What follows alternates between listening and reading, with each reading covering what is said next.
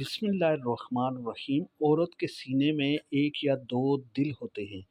امریکہ میں ایک یونیورسٹی کا انگریز پروفیسر اسلام کے لیے دل میں بہت نفرت رکھتا تھا۔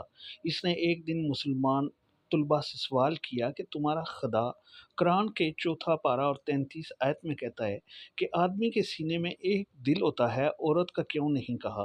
کیا عورت کے سینے میں ایک دل نہیں ہوتا؟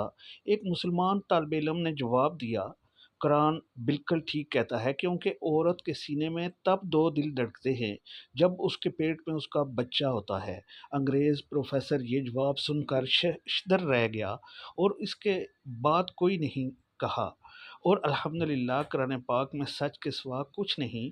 پیارے بہن بھائیوں، میں یہ نہیں کہتا کہ امریکہ یا کہیں اور دوسرے غیر مسلم ممالک میں تعلیم حاصل کرنے نہ جاؤ، بس اتنا کہوں گا کہ قرآن پاک کی اور حدیث کی کو اچھی طرح سے یاد کر لو اور ان کو مضبوطی کے ساتھ تھامے رکھو، کیونکہ کوئی بھی آپ کو گمراہ نہیں کر سکتا۔ اللہ پاک ہماری نوجوان نسل کو قرآن پاک کو سمجھنے اور اس پر عمل کرنے کی توفیق عطا فرما۔